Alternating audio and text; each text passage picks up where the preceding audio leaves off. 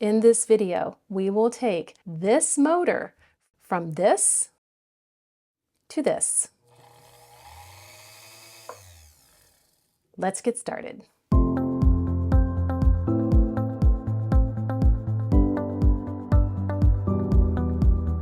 So before we can reassemble this motor, there are some parts that we need to clean. I'd like to show you the products that I like to use, and then we'll start with some of the cleaning and the reassembly.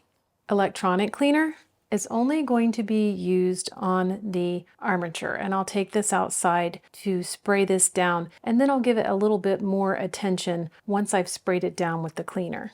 This is a solution of Crud Cutter and water. It's about 50-50. Because I'm just doing the parts for the motor, I'm not going to get out my ultrasonic cleaner. I'm going to put the parts, like the screws, mainly the parts over here, in this to soak for a while. And I'll talk about some other ways you could clean them, but this is just a really simple way to do it.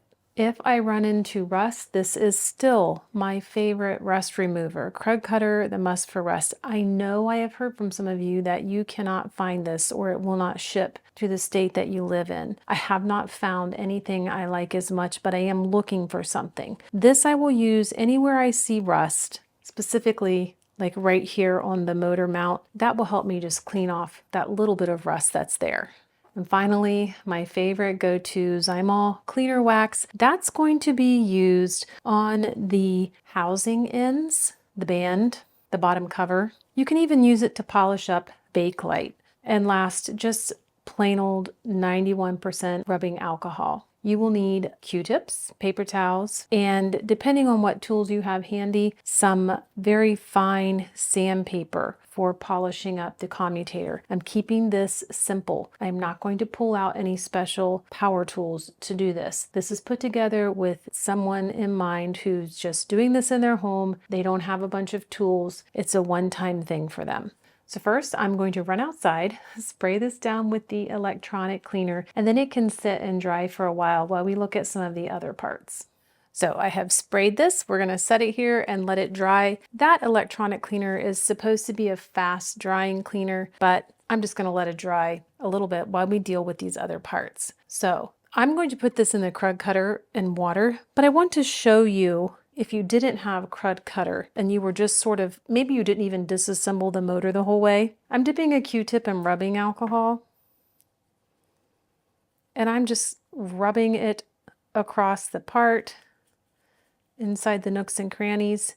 You'd be surprised how much you can get off with rubbing alcohol. It's probably my next favorite thing to clean the metal parts, the parts that are not painted with, besides Crud Cutter. Obviously too, I like to use a Dremel on these parts to polish them up, but I understand not everybody has a Dremel. So this is one way you could get off a majority of the gunk that's built up over the years. But what I'm going to do is just put all these parts in to soak, except for I'm not doing the brush caps. I will just clean them with rubbing alcohol, not doing the brushes. These just get wiped down. That's it. Brush caps I'll wipe off with alcohol. These washers I'll just wipe on a towel. The grease wicks, they're gone. If you think about it, just swirl the water around from time to time and let them soak while you're doing some other stuff. You'd be surprised at how clean they will get just from sitting in a solution of this. So while we're waiting for those to soak, I'm just going to kind of quickly show you how I go about cleaning some of these parts. How far you go is really up to you. I'm dipping my Q-tip in rubbing alcohol. I'm not rubbing it on the painted part. I'm just rubbing it here on the bare metal and seeing what I can remove. And you know what? This is purely for looks. That's it. I like to clean inside all of the holes, get the threads clean for the screws, so when everything goes back together, it just glides in, there's no problem. But I'm going to do that everywhere I can. But again, being careful not to get it on anything that's painted. This Q-tip is dry. Down here in this hole, I'm just going to clean out some of that dirt. Now I have the rust remover in here, and I just want to show you how it works. I've put a little bit of my rust remover on a Q-tip, and I'm just running it over anywhere where I think I see a little bit of rust. Some of this may just be varnished oil, but that's how I would treat any rusty parts. And you really shouldn't have too many on the motor. The one thing that I do find rust on occasionally is the pulley for the belt. But all of these parts, I'm going to be very careful with a Q-tip and rubbing alcohol and just clean off some of that old gunk. And I'll do this everywhere. It's okay to take a little bit of rubbing alcohol on a Q-tip and put it down inside this bushing. This is where, bushing, bearing, my brain is fried, but this is where the shaft is coming through. We want this nice and clean, no clumps of debris or dirt getting stuck between the shaft on the armature and this bearing. So clean them out. See that? We're getting rid of all of that. Inside the motor, just wipe it down, get rid of the carbon dust. You could also use a paper towel. Q-tips are kind of small, but just all your little nooks and crannies, any screw holes that you have, clean them out if you can. These are little micro bleeding Q-tips. I love them for smaller holes, as well as I'll dip them in alcohol and run them through the grease ports. That will get out some of that old grease before I load the new grease wicks in. Can you see what I'm pushing out? Can you see that? I'm getting rid of that. So I'm going to go over all the parts in this manner. Now I will say on the badge, I have found it tolerates the rubbing alcohol. So if I wanted to just clean this up a little bit, as long as I'm careful, usually the paint stays and I don't have any issue with paint coming off the badge. And most of the time I will use a paper towel, just dipped in a little bit of rubbing alcohol. Just try not to get it on the paint. I'll polish up the rest of this. Sometimes if you have a little bit of yellowing here, just that little bit of rubbing alcohol will address it. Now, for the end of the motor that has the field core attached, I'm just going to take a Q-tip with a tiny bit of rubbing alcohol on it and clean around these contacts just to get some of that old dust and dirt off. You can do the underside if you want. And how in-depth you go is really up to you. It's your motor. Decide what's good enough for you. But I like things to be as clean and shiny as possible. So that's what I'm doing until it's clean enough for me. I'm also going to be working my Q-tip into the inside portion of the motor housing, the one where the commutator is, because of that. Do you see that? Yuck. But I have to be careful here. I don't want to push too hard on the wires, the field core, the wires that come from the field core, from the brass housings that go up to the field core. They're actually soldered on there, so you want to be careful. And if you get any little bits of Q-tip hung up on those connections where it's soldered together, pull that off with tweezers. Don't leave it in there. But I'm just going to do this until I feel like it's clean. And if I can fit a Q-tip down in the brass brush tubes, I'm also going to just sort of clean any carbon dust out of there. So once I'm satisfied, what I will do next is I will polish up the outside of the motor. This is purely cosmetic at this point. It has no effect on the function of the motor. You don't have to do this step. The way that I do it, I have a little bit of my Zymol in a dish, and I like applying it with Q-tips on these smaller parts. And I'm just going to do a small area so you can see how it works. On larger areas, you could use a paper towel to apply this, but I'm just rubbing it. And this is a cleaner and a wax. So it's sort of taking a two-step process and making it one step. And to this day, I have not had any issues with this wax hurting the finish of any of my machines. So I'm very comfortable using it. There, I think we can get a look at this. Can you see the difference? This little tiny area is what I hit with the cleaner wax. Over here, I still have left to do. But when I'm done, it's gonna look like that. So let's look at the parts that are soaking. If you look down in this bowl, you can see that sort of yellow discoloring all around the parts. That is crud that has come off of them and it's sort of just hanging out in the water. Let me shake this up for you. See what happens when I swirl it? So agitating the water like that and letting the parts soak will do a really good job at cleaning off some of that crud. Once it's done, rinse them and dry them really well. Hit them with a hairdryer if you want, it won't hurt them. I'm gonna go rinse these.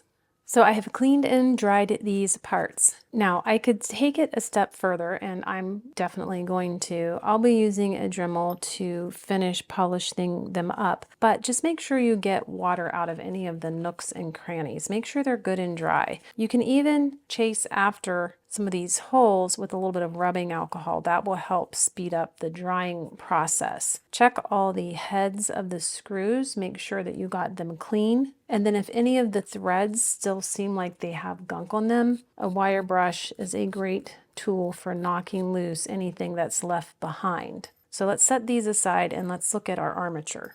So this has been sprayed with a contact cleaner. I want to make sure the shafts are nice and clean. So rubbing alcohol, just go over them, make sure that I got off as much of that carbon as I could. I'm just kind of lightly going around, wiping it down. I can still see a little bit of stuff coming off that the contact cleaner didn't get. If you have the pointy Q-tips, you can even clean out these little holes on the end. See that? So you can make it look a little nicer when it's all back together. This end will be covered with a cap, but you know me, I'll clean it anyway. So the last thing that I want to take care of is the commutator itself. And I'm keeping this simple. You don't need a polishing wheel or anything like that. Some people like to just lightly rub over it with a pencil eraser. And I have heard that that is really effective for cleaning off some of that ground in carbon. Another tool you can use, this is a rubber honing stick. They sell them at the Singer Featherweight Shop. I think they're around $7.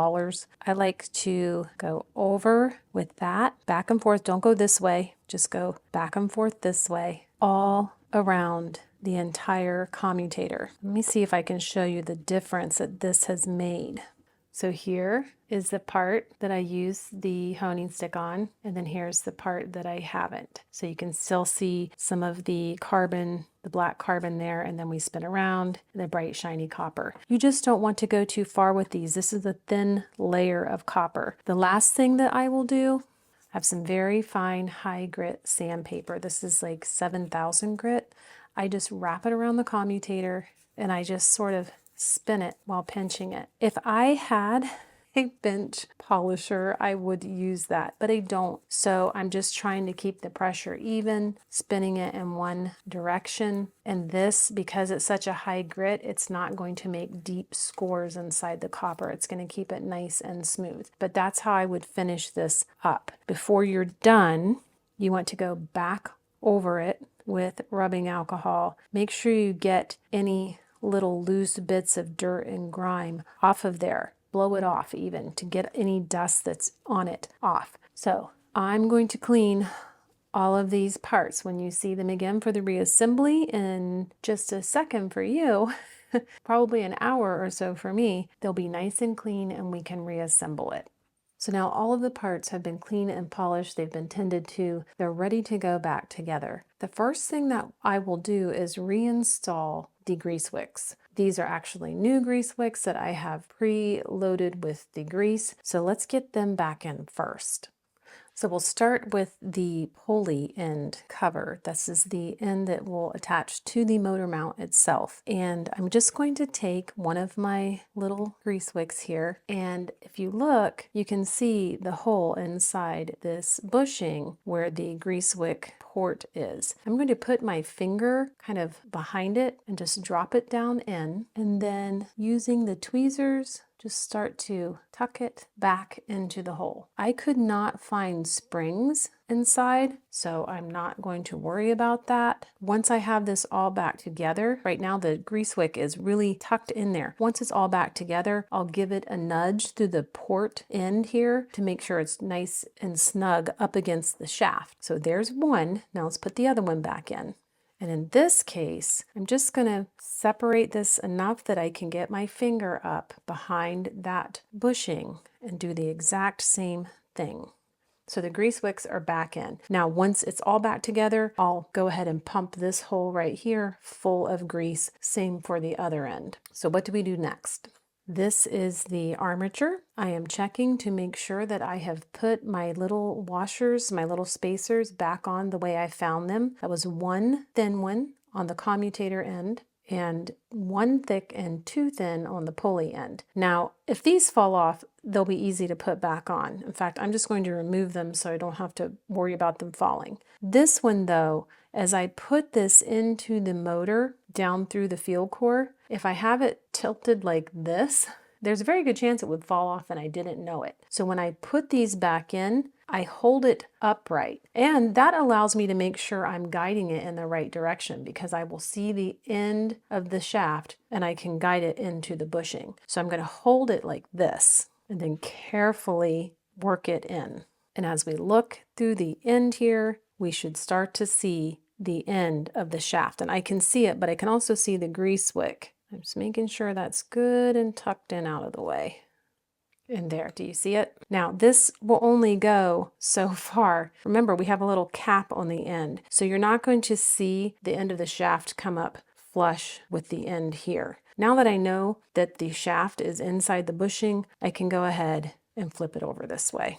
Once I get the other cover on, it's going to hold everything in perfect alignment and it will spin freely. When I spin this now, if I move it just a little bit to the left or the right, I can feel the edge of the armature bumping inside the field core. Getting this on will straighten it out and it should be fine. So the next thing I want to do is put the other end cap on. Now, I need to pay attention which direction this goes, and it's pretty simple to see. But right here is the screw hole for this terminal block here. So there's one here, it's going to screw down here, and then here we have the other screw hole that I need, lines up with this. That's the direction that it goes. I almost forgot to put on my washers. Let's put those little spacers back on. Now we can drop the top cover back on, or the other end of the end housing, and I can look down inside this hole and sort of line up where the screw's going to go, but it's not going to be lined up down here. That will take a little bit of wiggling usually. So drop your screw in and then just check and see if it grabs. Has it caught? Yes. I'm not going to tighten this down all the way. I want a little bit of movement if I need it. I'm going to drop the other one in. There she goes. Let's see if this one catches too. Yes. Okay. So, and she is spinning. So I can go ahead and finish tightening these down. And we'll just want to check at the end. When we get these in, does it spin? And there's no point doing anything else until we know that it spins. There we go. Nice and tight on both of them. And it's spinning just fine. It's not wobbly. Same amount of in play as when I took this motor apart. Now we can start adding in all the rest of our little screws. The first thing that I will do is go ahead and reattach this little terminal block here. And it had two screws. They were a little bit longer. I'm going to put these in. One, and I don't want to tighten them down too hard because I know that this is not metal. And I think someone asked, it's a type of resin. I think it starts with a P, but I could be wrong. It's a type of resin. So now that I have them down, they're tight, but they're not too tight. I have my terminal block bar back on.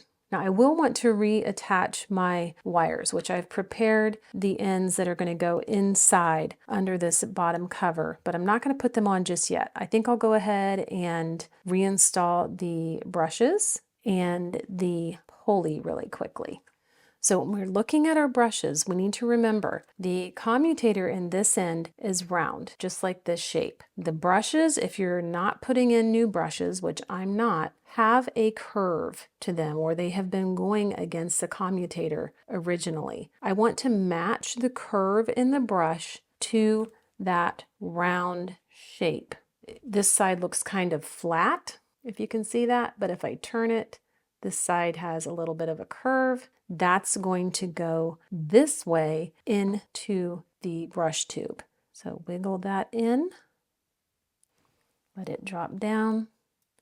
Then we can add our little plastic brush cover. And I'm sure you remember, but we don't tighten these down really hard, just almost, finger tight. And I can repeat with the other brush. Again, I'm looking for the curve in that brush, matching it against the commutator. And this just keeps them from having to really reseat themselves. And the other brush cap. Very good. Now, I don't know if you can hear that.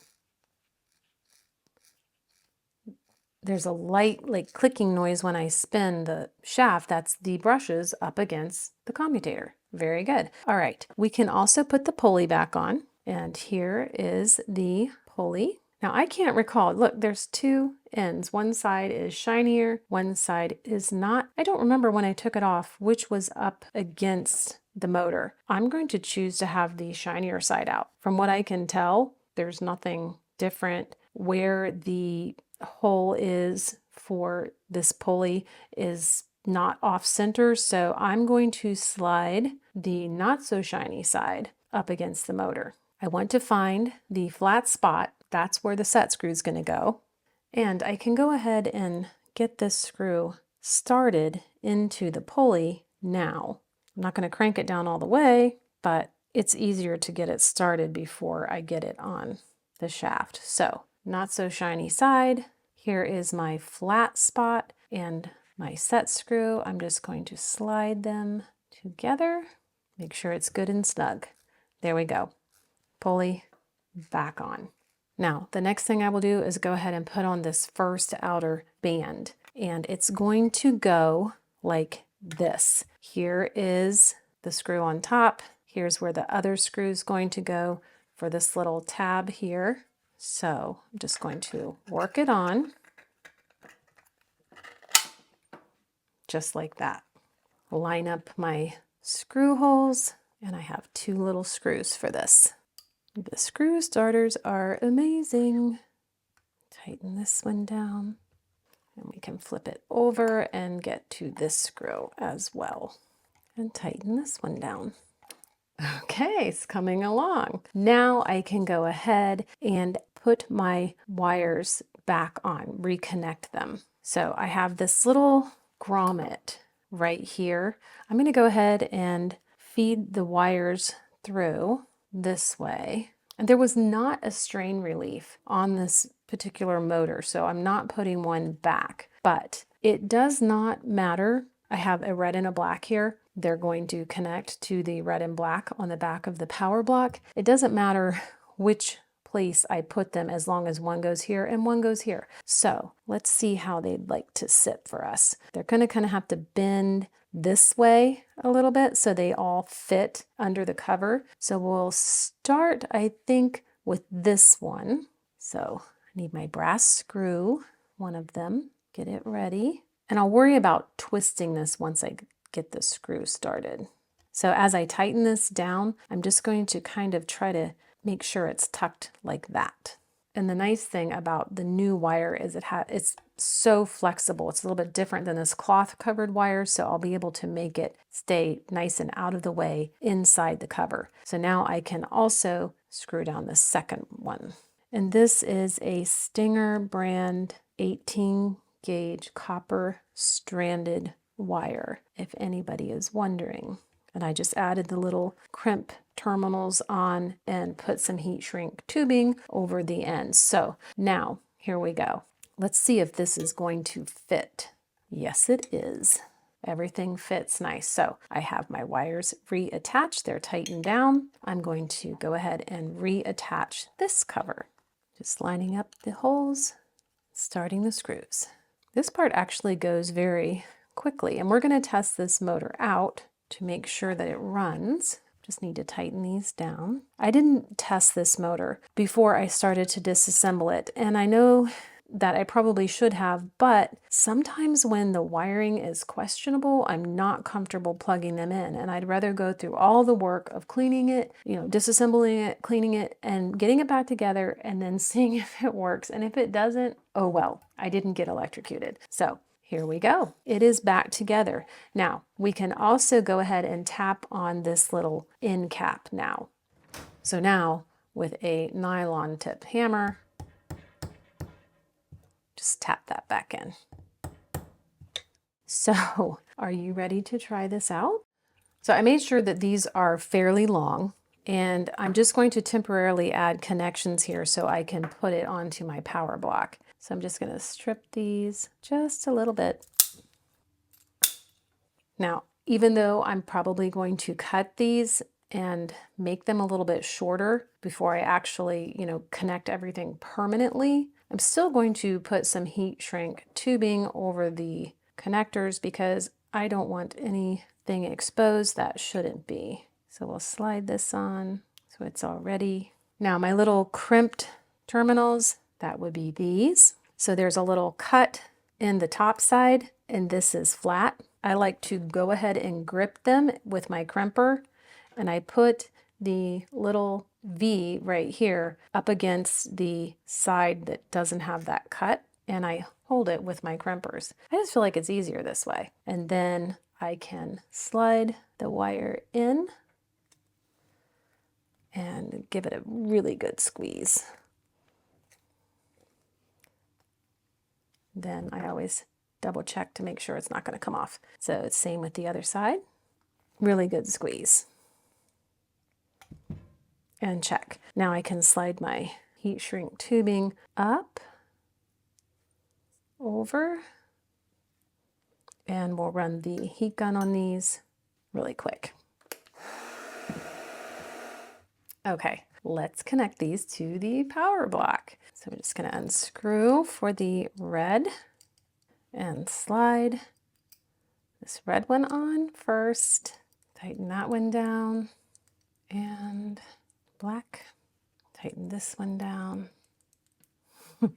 Now, we still have to add the screw back in for the belt tensioner and put it, on the mount and everything. No, first thing, we're going to test it to see if all this work actually did what it was supposed to do. So I'm going to plug this in. It's all plugged in. Okay. Moment of truth. Let's see if it works.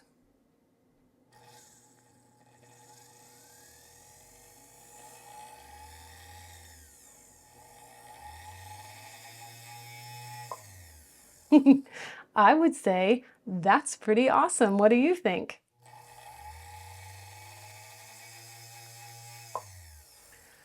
That is so satisfying. Now I need to go ahead and top off these grease ports. I'm going to unplug this now. Put the motors back together and it works. So I am extremely happy. Can go ahead and put this screw for the belt tensioner back on. Okay, so this is ready. Now I have the new motor mount and screw. I'm not going to do that just yet. I'll wait until I'm closer to finishing reassembling the machine just so that part's out of the way. This we can set aside until we're ready to put it back onto the machine. Thumbs up, it's back together, it works great. In the next video, we will clean the parts in the body of the machine so we can start reassembly. So excited. Glad you guys are along for the ride. I'll see you again really soon. Bye.